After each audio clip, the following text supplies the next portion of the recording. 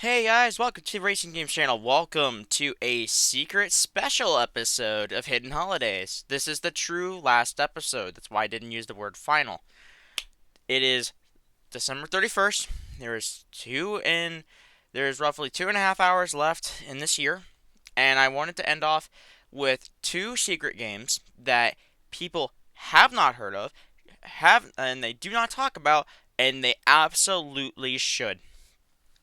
So we're gonna talk about two racing games here. Both are there's a bit of a theme. Japanese only. Well, one of them was translated recently, but they were never imported to the United States. They were Japanese only titles, and both of these are gonna be really good. We're gonna start off with a game from Square. You know, Final Fantasy Square. So, welcome to a game called Racing Lagoon for the PlayStation 1. Released in 1999, this is considered a cult classic RPG-based racing game, and I have put about 40 hours into this month before, saying, you know what, this needs to be the special video. I consider putting this as the 5th episode, but I thought Extreme G deserved its honor to be there because XGRA was absolutely phenomenal. Considering that fact, we have a absolutely fun 90s aesthetic Japanese racing game, and it's just a blast to play.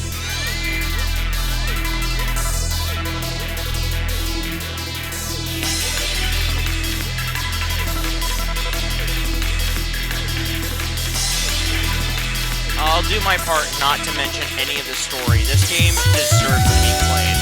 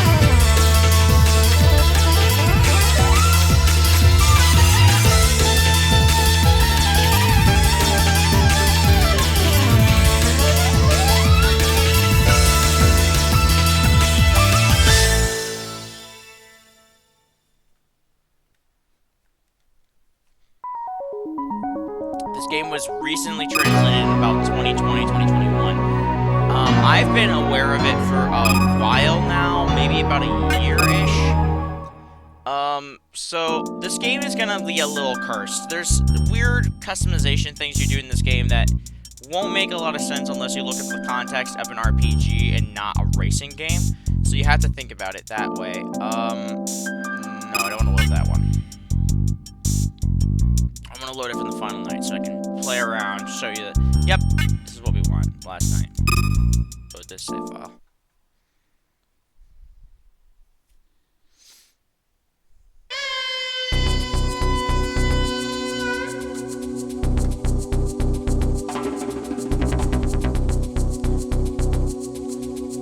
I'd love to go for a ride in your car. Take me out for a drive sometime.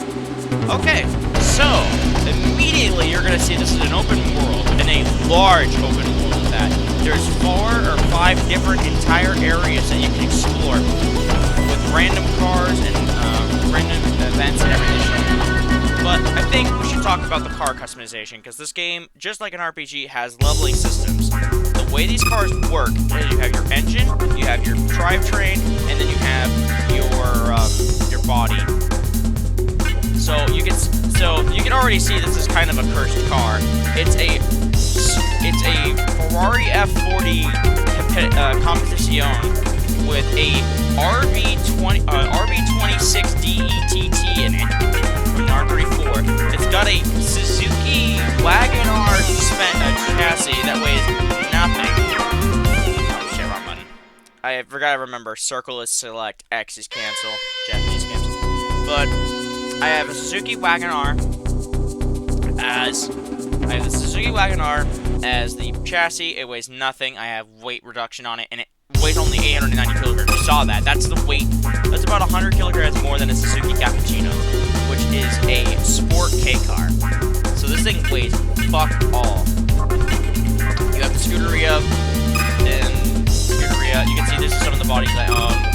They don't use real names, but you can clearly see what they're using to reference. And there are other countries, it's not just American. You can see I'm driving an Italian car. You can see the 4th Gen Camaro makes a reference, appearance. The Lincoln Town Car makes an appearance. The Lotus Europa, Starlet, R32, 34, a bunch of different models of that. There's a bunch of stuff that goes around with this. And you also may have saw that I had 7 turbos? 8 turbos? I think it's 8 turbos. And you might be like, what the fuck do you mean you have 8 turbos on your car? Trust me, I don't get it either. But, you know, the game, again, does not matter. It doesn't matter what makes logical sense. If you can upgrade it to the car as a secondary piece, you can. Because the car comes with 2 turbos, because you gotta remember, it's the RB2060 ETT. TT is twin turbo.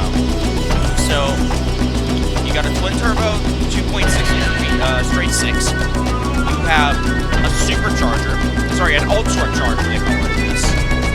A twin turbo setup, and then 2 other sets of twins. It was weird. We're gonna take a trip onto the highway.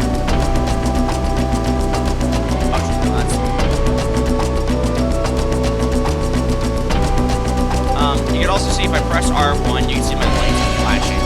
So that's how you communicate with the other drivers to start a battle. Just like most RPGs, there are secret cars hidden from the map on certain nights that you have to challenge. If you can figure that out, by the way, get a guide. This game is complicated.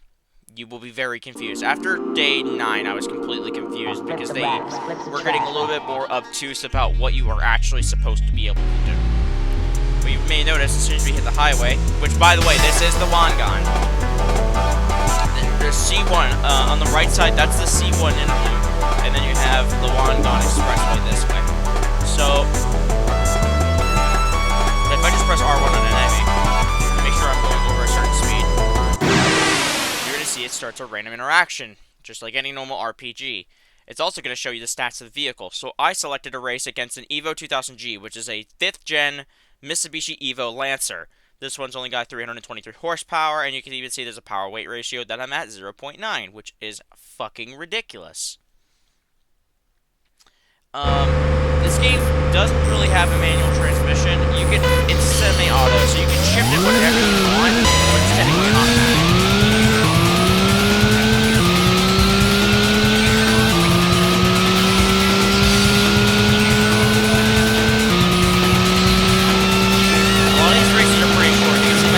Record here is 48 seconds. These races are roughly 30 seconds to a minute long.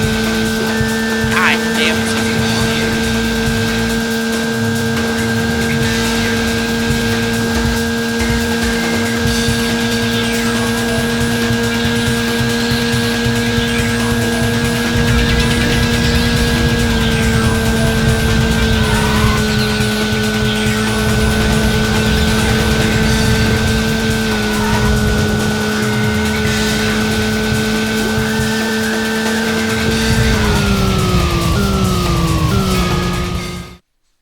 And because I won, this is the way it works. So they have a parts system.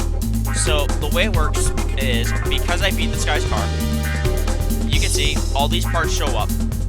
Blue parts are already parts I own. You can see I own most of the shit. But you can see right here, if I have the RP points, which shows right above this car, I can select any part I want and just take it from his car.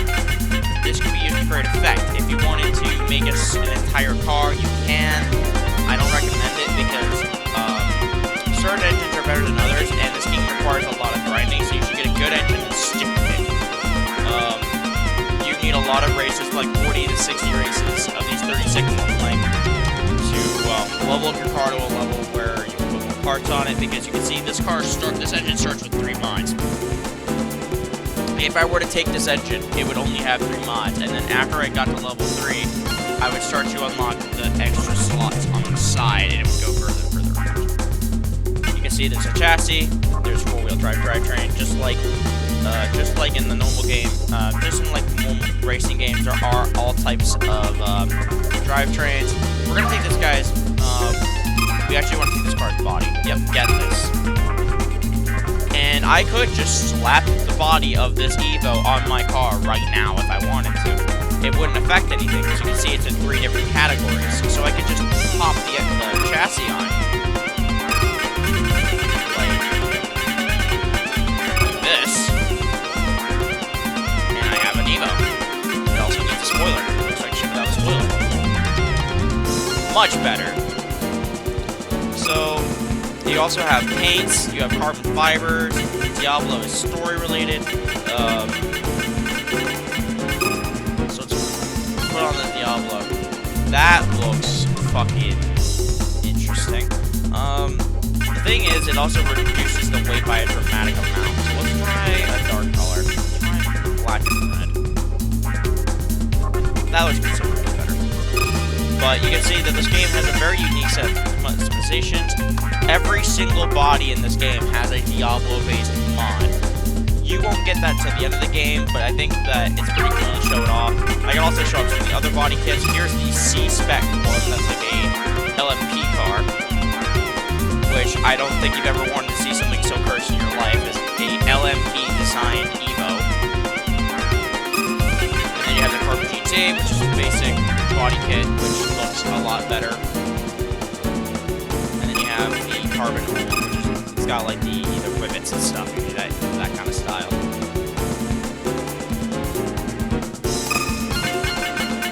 But for this for this example, we're gonna run the Diablo. You can see I have a bunch of different colors. I have battle modes. That's a specialty color. You have ballast. You have stickers you get from other drivers. You get stickers from other drivers, money bags that you can just trade in for cash. You got weight reduction. You even have a color for the Diablo, which makes it like this kind of weird metallic wireframe kind of look, which does look pretty good. We're gonna swap to that, and we're gonna remove another 70 kilos of weight. And the good news is, because this car was already four-wheel drive to begin with, I didn't have to fucking tweak it any further than I have to. So that's a positive. There are stores that allow you to modify your bodies of the cars to fit any drivetrain, and it gets really goddamn cursed really fast. Get back here, you fucker!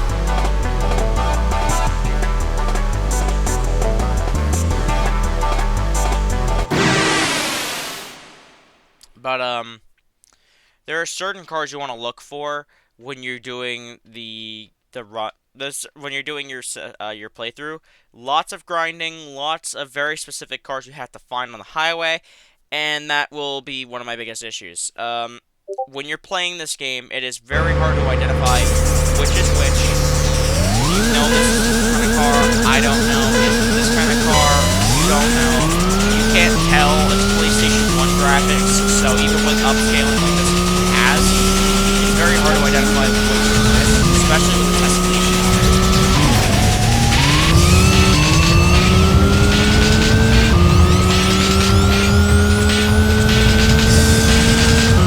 Also unofficial races, or UOR, and those have special types of events. There's endurance races in there, which is it does not need, but you know, if you want to race, maybe you want to race a car with unlimited horsepower, the max horsepower class, 20 laps around a circuit, you are more than free to do so. It's not like it's long. The longest races in this game are 15 minutes. So if you play Gran Turismo, you would understand that that's not that big of a deal. However, the driving mechanics in this game are a little bit different than Gran Turismo, and they're a little interesting. It will take you a little bit of time to get used to, but you can circle is your e-brake, and then you have square as your brake, and you need to use that e-brake religiously at the very beginning of the game. Only reason why I don't is because I have a special part that you get later on.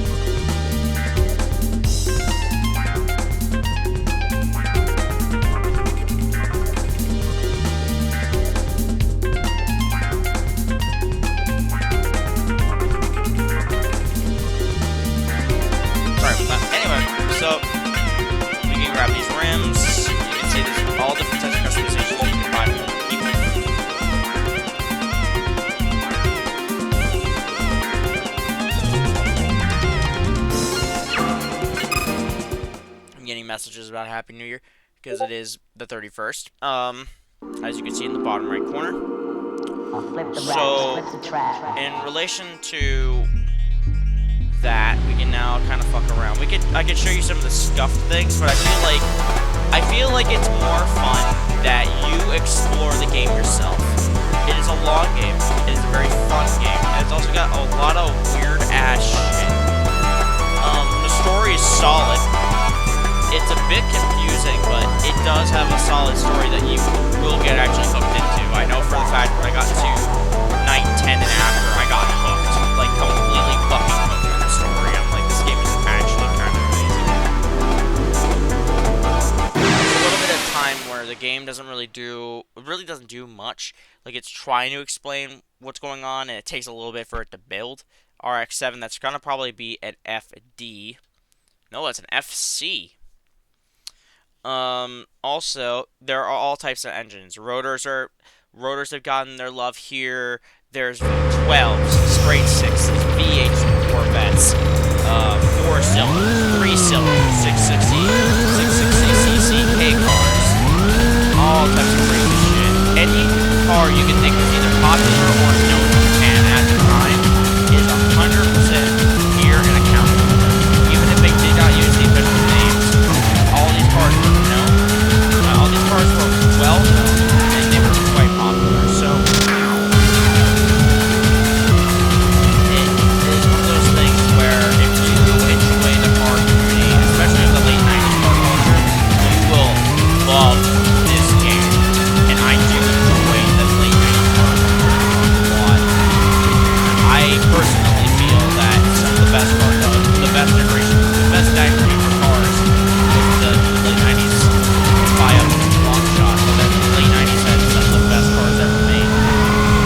In general, when we got to a point where the emissions weren't holding us back anymore, we could build whatever the hell we wanted to. Trucks still had V8s and V10s and turbo 8 turbo 8 cylinders. You didn't need a 6-cylinder turbo diesel in a Ford F-150. There were straight 6s, but there weren't any V6s in. I don't think there was any V6s in the F1, the F series until I want to say I think for the 10th gen. I think the 10th gen was the first one that Apple was in. Good engine, but it does what it wants to do. I'm not gonna diss it or maybe something. You'll also maybe noticing that I am absolutely stomping all the enemies because this is an in-game car. I didn't want to start at the beginning because there's a lot of story and it's a lot of context that I want you guys to experience on your own. So I feel like showing you the game at the end is a little bit more exciting to give you an idea of what's in store for you when you get to that point. Another thing that I'm kind of sad about is this game doesn't have a New Game Plus. I thought it would. It was very sad when I found out that it did not. I'll flip the raps, flip the track.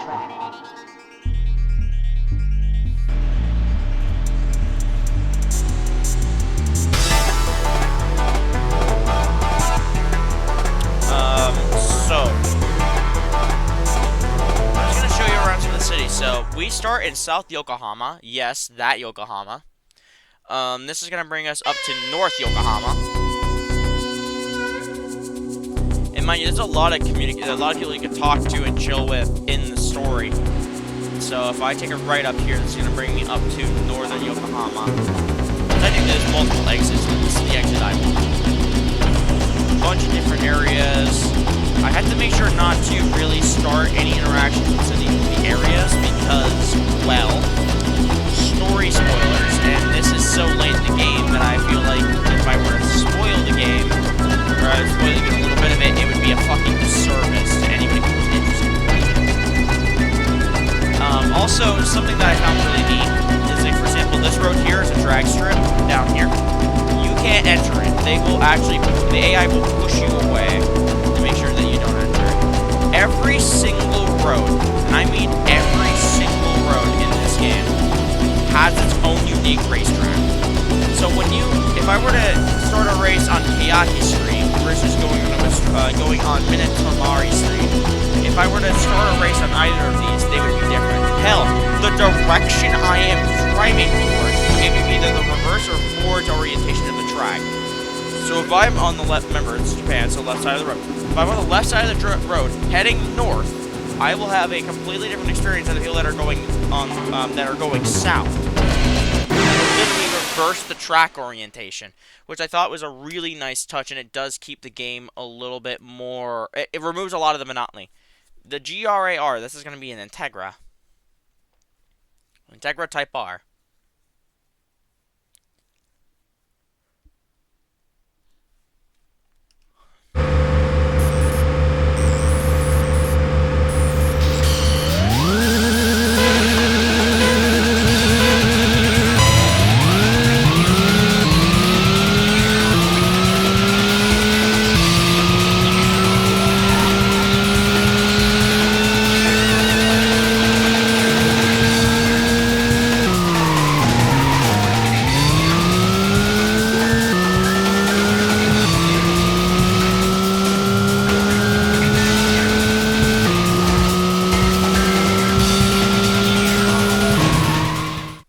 Oops.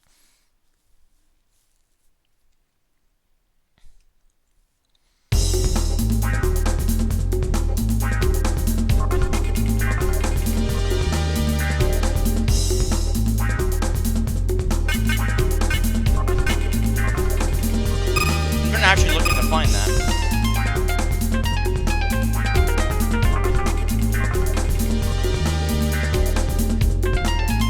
But I thought it was a nice touch that, ooh, I leveled up the engine, not the body. I didn't level up the engine, I leveled up the body. So, when you level up the body, simple logic, you can just add anything else you want. As long as it doesn't stack. Like, you can't have two of the same part, you have to get different pieces. So, if we actually look at the engine, you can see this is a level 7 RB26, making 965 horsepower.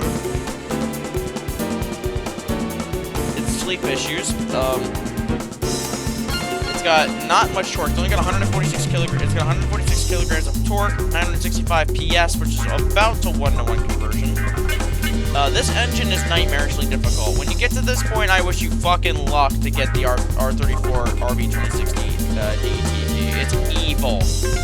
So what we got here? We got the Kundaris, which is a high-range ECU. You can see this is kind of how the system works. It gives you the power range. It doesn't actually tell you how much power you're gaining. It just gives you a percentage and what it does. So, for example, low compression, you need this for turbos and turbocharged-based setups, which is realistic. You have a friction zero entry lubricant that removes friction and gives it a better boost overall. You have the Meteor twin turbo, so that's 4 turbo. You have the double impact twin turbo, which is 6 turbo. You have the Neptune ultracharger, which gives extreme torque increase and increases the comp ratio. And then you have the slash medium turbo, which greatly improves acceleration and medium RPM. Doesn't tell you anything about how much power you're going to make when you do these. You have to kind of fiddle and find out what you actually want to do with it.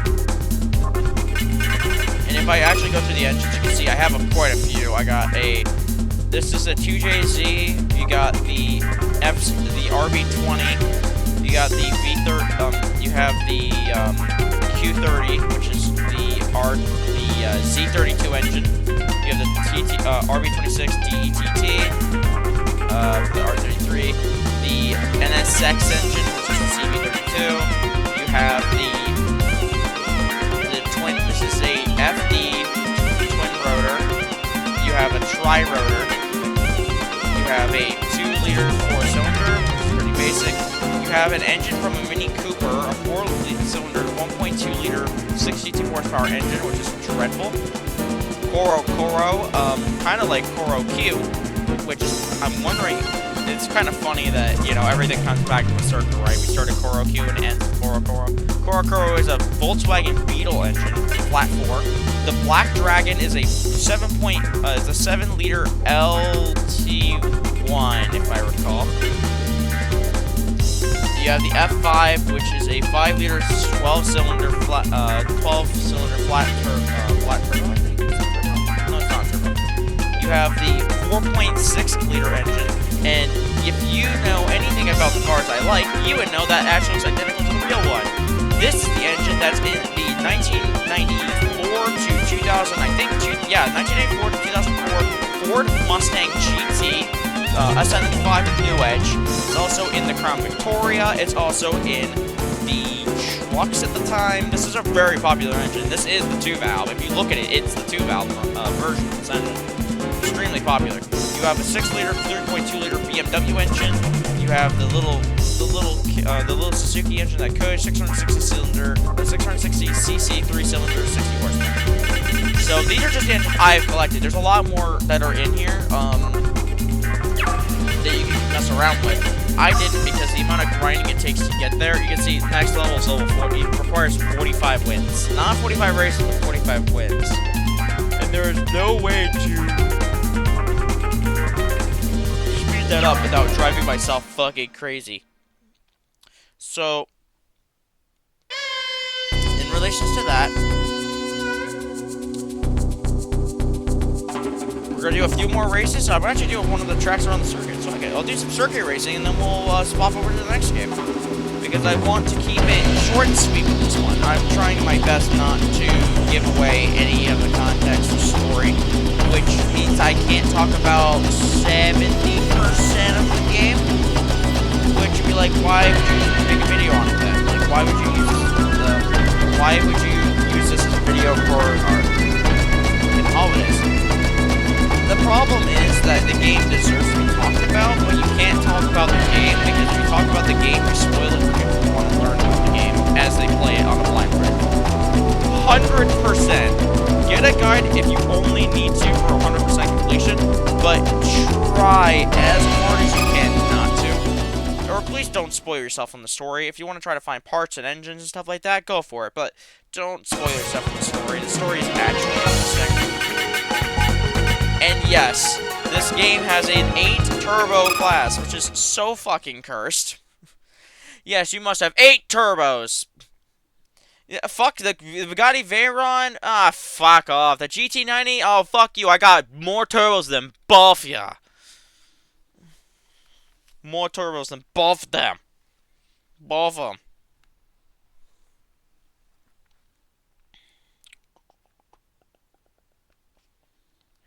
These are the only times you can do circuit races. There was no circuit races in the game. Actually, there's one or two areas that allow you to do circuit races.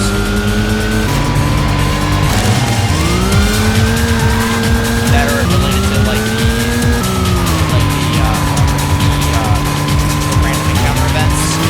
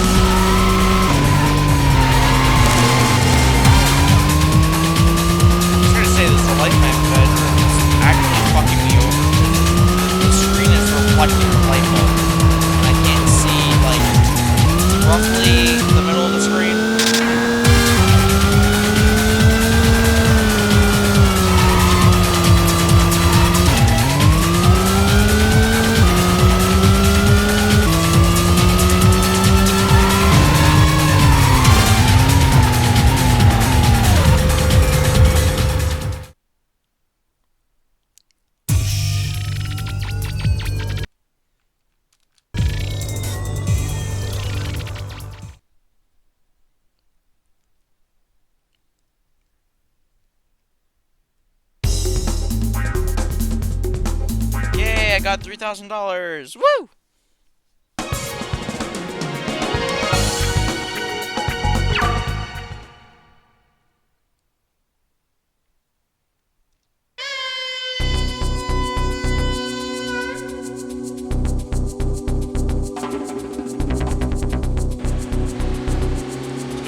more circuits. But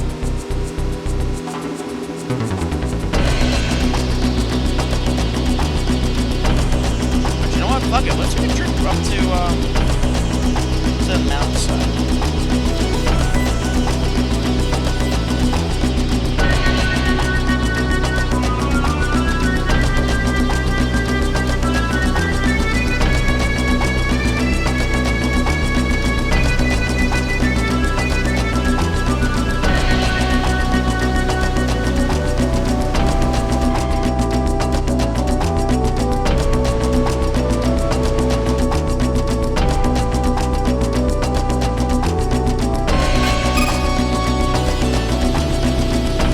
He always does that.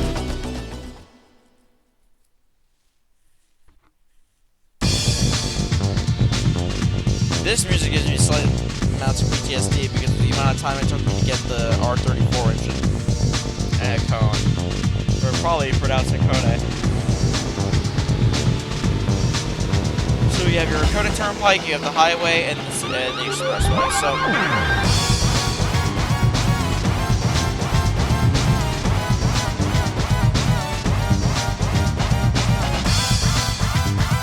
dazzling peacock, I can't stand on the stand on the mountain. I can't wait for my fans waiting. Let's go.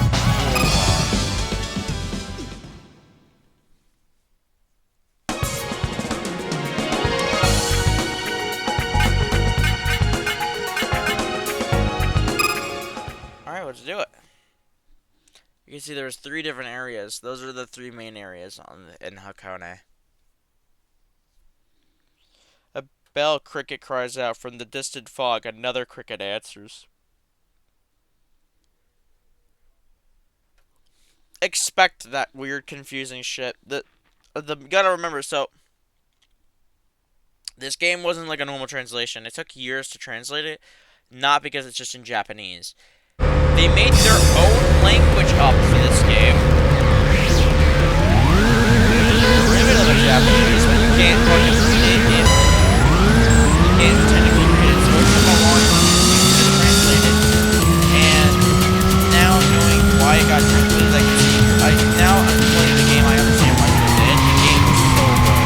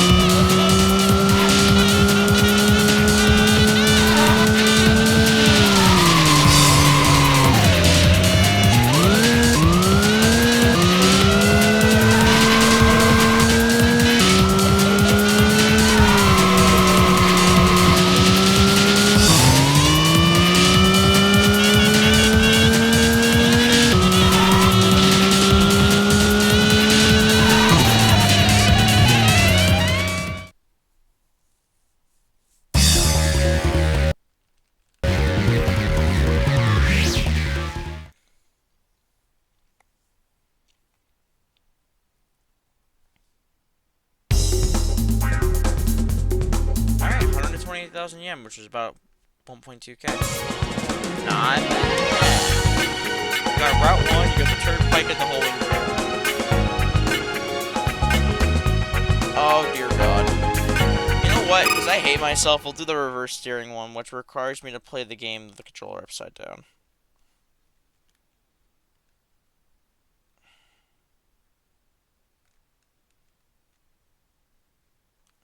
Fun story, I actually know someone who played video games with the controller upside down. Like, not even as like a joke. They just flat out used the controller upside down.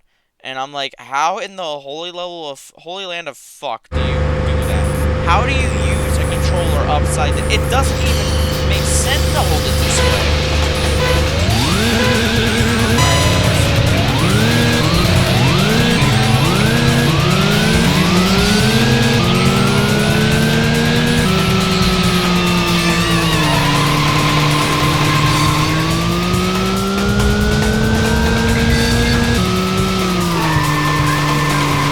Oh, this is nauseating.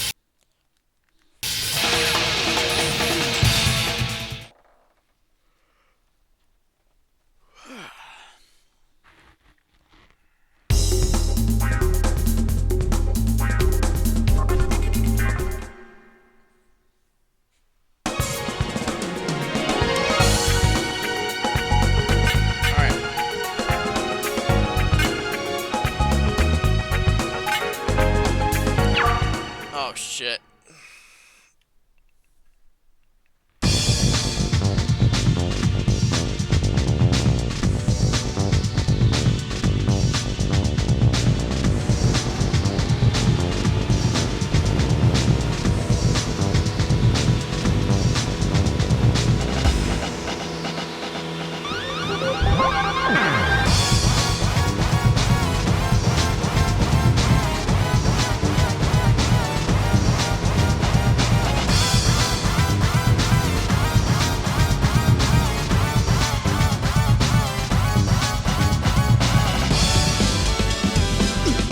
Battles are spectacular tonight. Shiara's village is packed with spectators.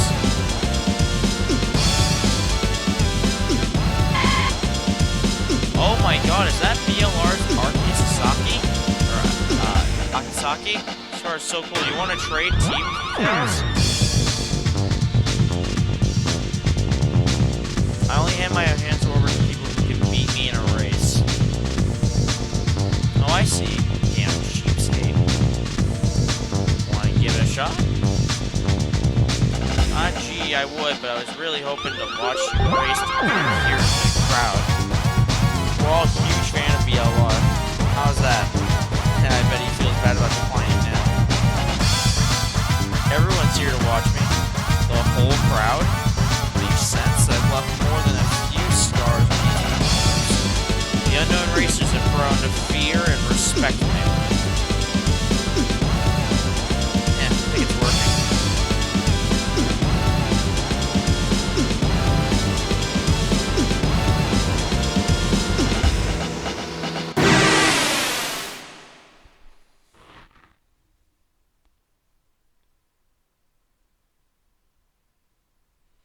Oh, we're going against a blue 86 or 86.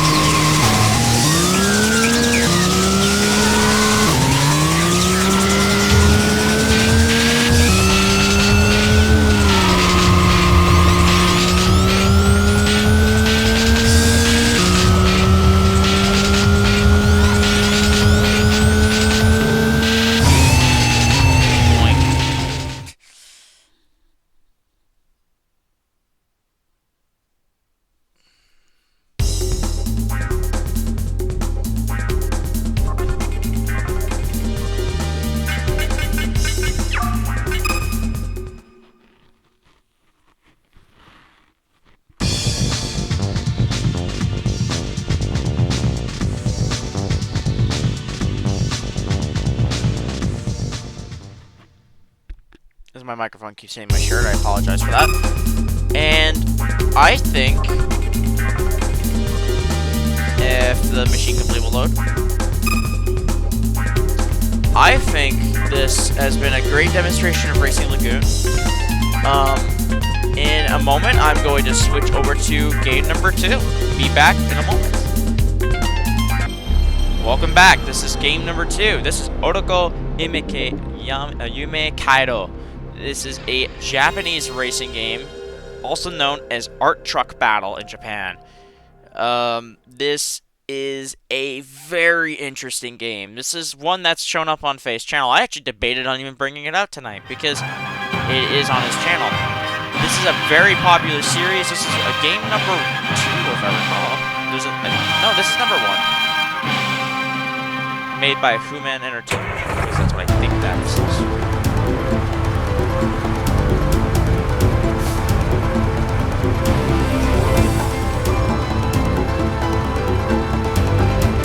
So I should probably get an explanation on what the fuck an art truck is. So art trucks are usually heavily modified rigs that people own in Japan and show off to other drivers. Kind of like how people have modified big rigs in the United States. In Japan, you can see they get quite intricate.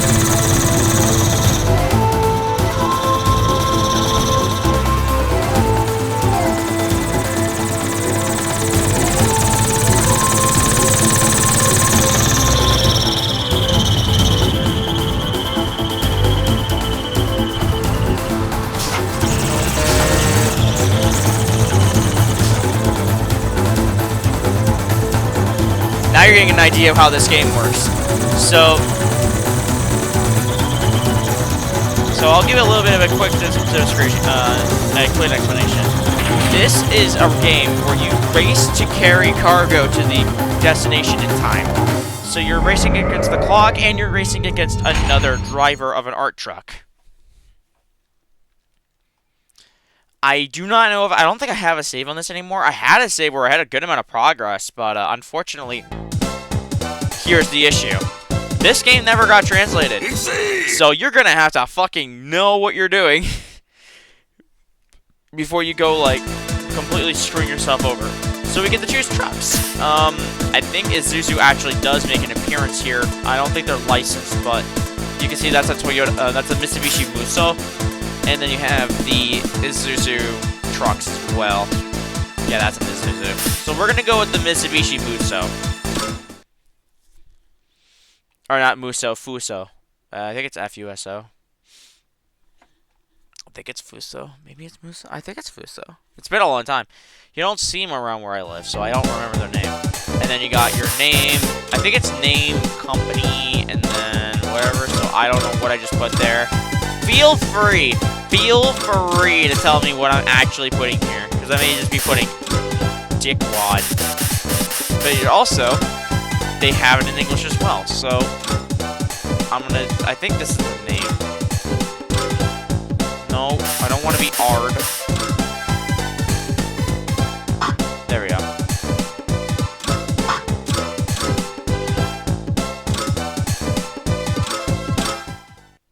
I think that was the character name. I hope I got that right. So I am carrying what I think is soy sauce. BP is what I can use to upgrade my vehicle. So we're going to actually go and upgrade it quickly because there's a setting that you want to make sure you're accessing. I hope this is the right menu. It's been a few years since I actively played this game. Hey, I got it right. So he's just explaining to you how mods work. You don't have enough BP to do that. So you scroll up, you can see there's options. This is what we want. You might be wondering, what the hell does this mean? So, if you play this game normally and you have it set to this, you have to if you press on the left or right D-pad, it's gonna turn on your blinker, and then you press it again to turn. This gives you free movement. Trust me, you want the free movement.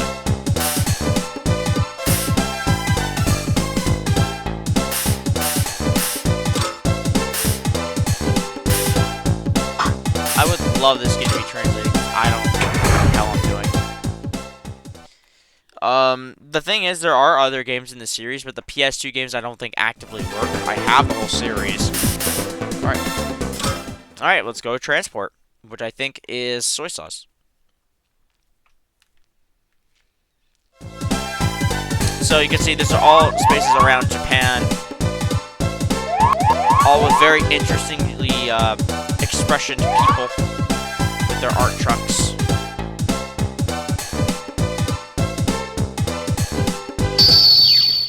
I just mashed through it because I can't read it. So if anyone watches these videos can read kanji, I would be very appreciative. Here we go. Let's do this. A basic-ass Mitsubishi versus a heavily modified art truck. Which I think is an Isuzu, but I'm not really sure. It may also be something like a Suzuki or some shit. Not 100% sure. The textures are so low res that it's very hard to identify which is which. Alright, welcome to our truck battle. Race start. So there is a slipstream system. If you look at the bottom right, you can see the S. That's your slipstream. This is in kilometers an hour. You got different buttons. You got this on the left, which is your whole map. Press L2 if you like, if you want to just take a more scenic view. And that's kind of the reason I love this game. It's actually very relaxing. Like, the racing is racing, and there are moments where it gets kind of intense, but it's just chill.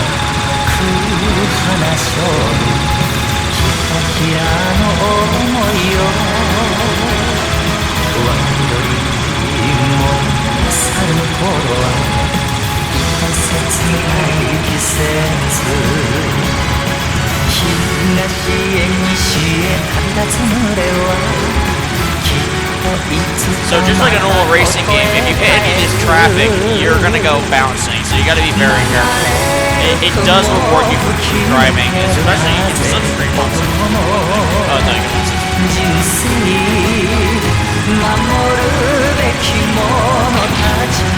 and don't worry, the game gets a little bit more intense. There's gonna be points where he shows back up, and it's gonna be... Yeah, here he goes. You gotta be careful though, because with the way the game is set up, if you let him take the lead, you won't get it back. So driving really well here is kind of...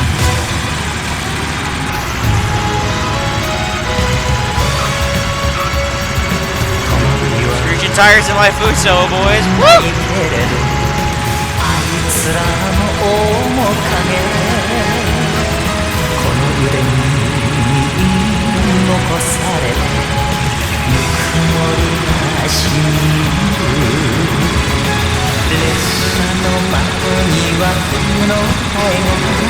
Also, I should probably note, top right is time elapsed, time underneath is your time limit. Because there is a time limit.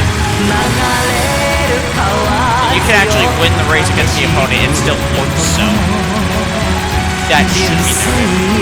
Also trying to get the PSU version. I've been wanting to try this.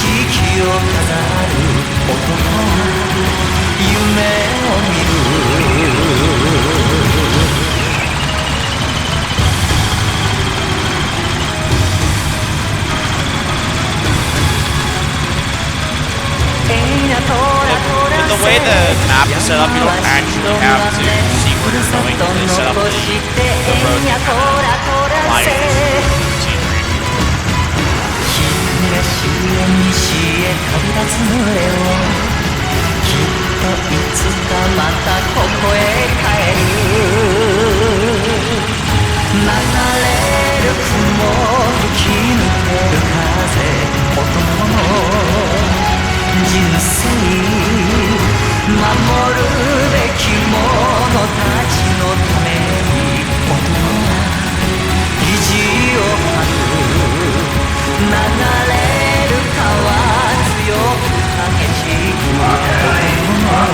Oh, that's the horse. I don't actually know that.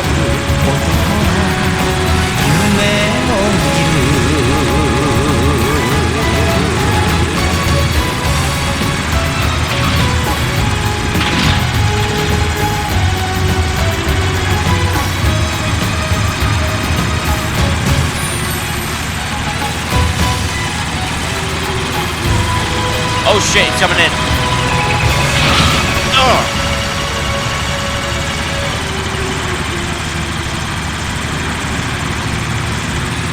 9, 8, 7, 6, 5, 4, complete. And I won. I delivered the soy sauce probably in 1,000 pieces to the destination. And that's kind of just how the game goes. You slowly but surely upgrade your truck. You make it look more pretty. There's probably more to do in the later versions of the games. Because again, I still can't read it. The Japanese, the newer games were never released here too. I get to ship polygonal tomatoes. And I got 1700 BP, so I could actually upgrade my truck a little bit if I wanted to.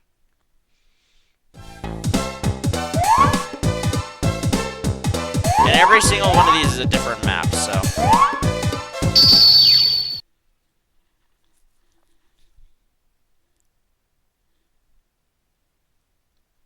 So every place you go in the map, or every route that it selects is a completely different map with different scenery.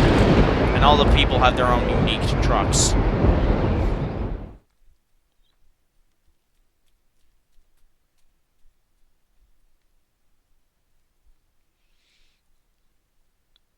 I love how they're all pluses except the one minus on the right.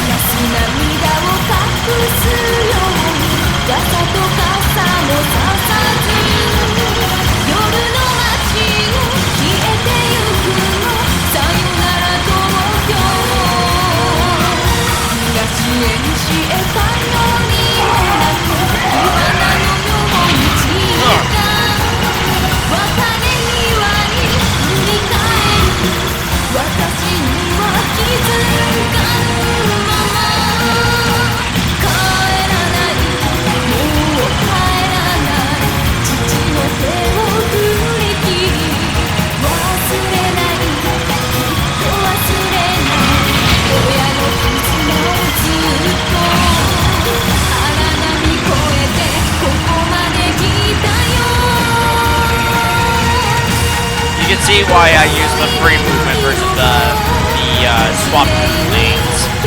Being able to cut through lanes like that is a huge bonus.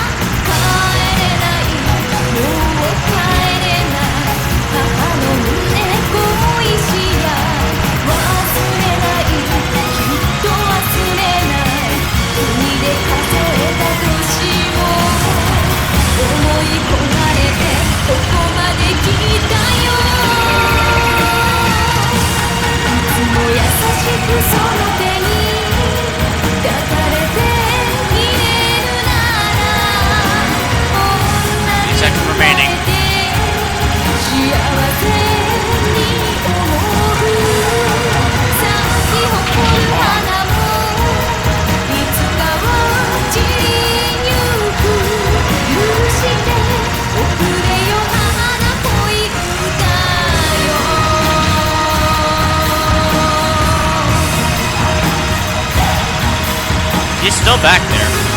He's not far away.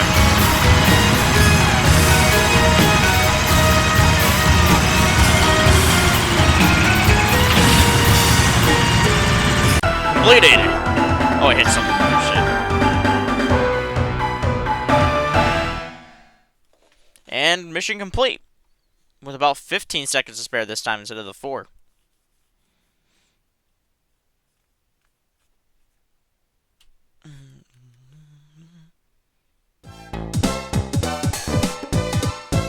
Three minutes, 32 seconds, 0.44. Alright, let's upgrade our truck a little bit. We'll do upgrade our truck, we'll do one more package, and I think that's the perfect time to send us off. Alright, send us off for the special extra episode of Hidden Holidays.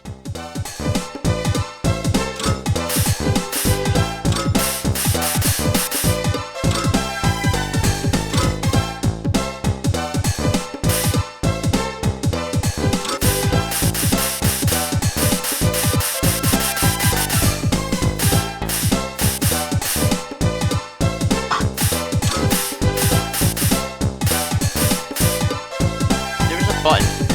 Oh my god, I didn't even realize that. That's sick! What?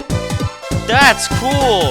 You can change the colors of both the the main and secondary LEDs by pressing R1, L1 for the main, and then pressing L2 for the secondary.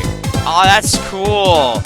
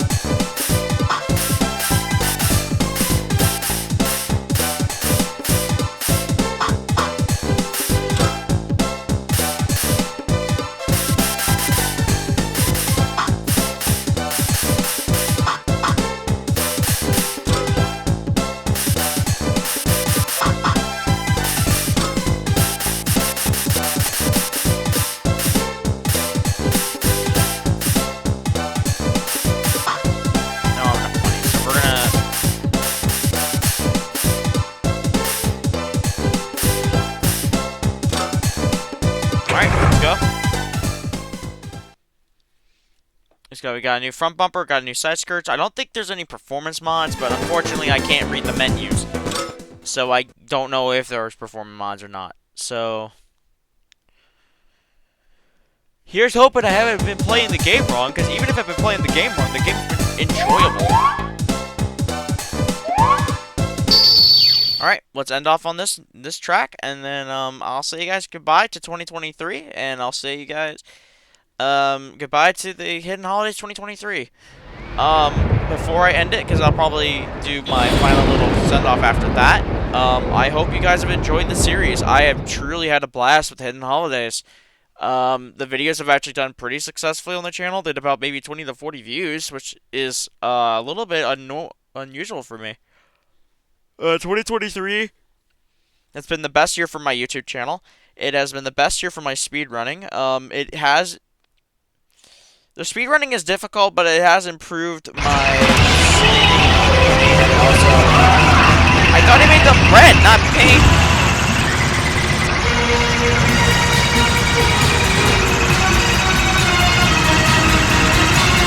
However, the pink actually looks cool. I don't mind.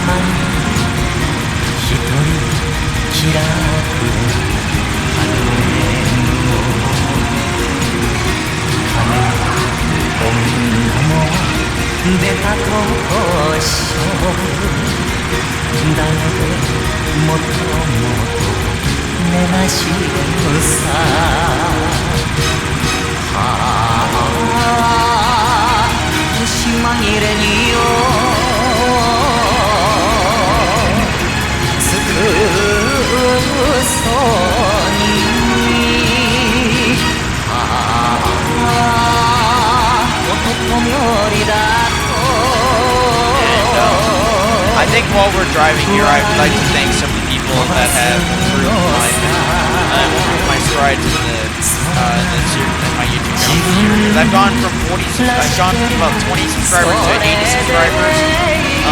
I know that doesn't sound a lot, but hey, that's a lot to me. That's 4 times the amount of people that actually hear about my content, and I'm happy to say that. I'm something I'm proud about. I'm not sure. I know for a fact that 2023 is a very interesting year. The Next Club Online basically got almost single-handedly got revived by almost got single-handedly revived by one team. Like, I know the people in Brazil were there before, but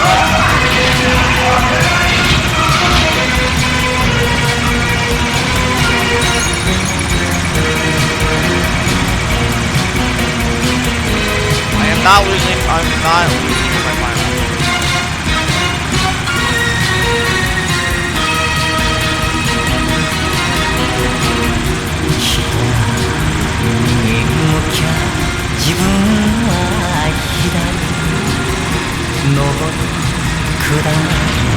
No.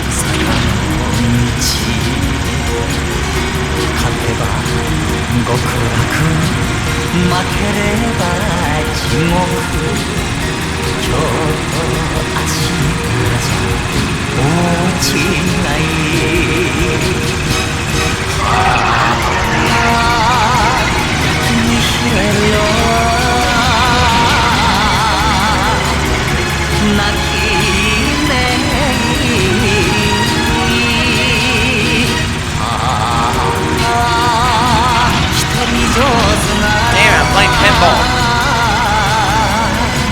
I could take it.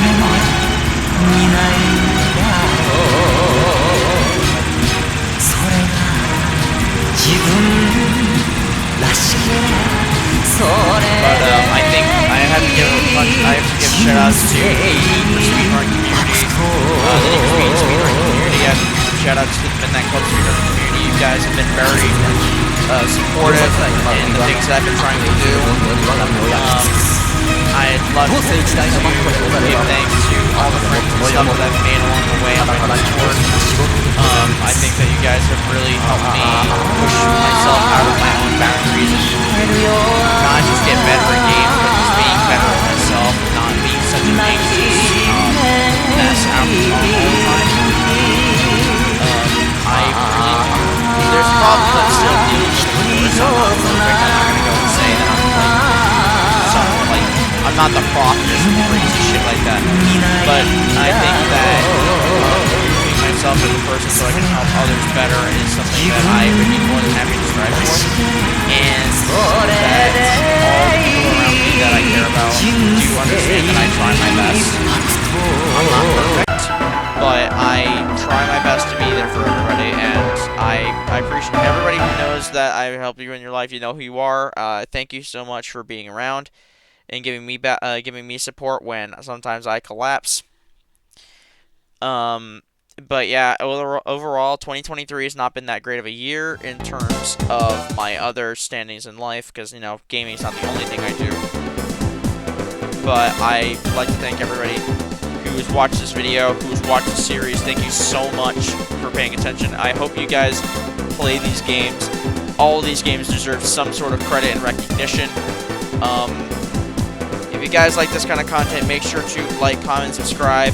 I most certainly will be, if I can find more games, we'll definitely do a second Hidden Holidays, and it may not be only racing game based. It may be some other series. If you guys like this content, make sure to like, comment, subscribe, and I'll see you guys next year. Take it easy.